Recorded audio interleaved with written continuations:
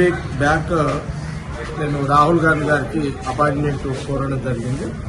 ముఖ్యంగా ఏంటంటే ఆగస్టు 7వ తారీఖున సంగారెడ్డి నివాసం రామ్నగర్ రామ్ మందిర్ గుడిలో టెంపుల్లో రామ్మలవారి గుడిలో మా కూతురు జయరెడ్డి యొక్క మ్యారేజ్ ఉంది.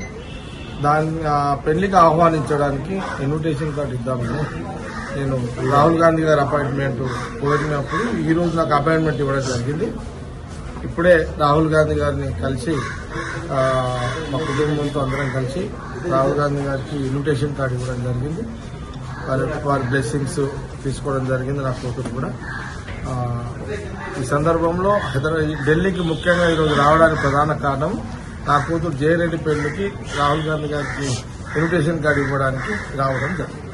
Okay, thank you.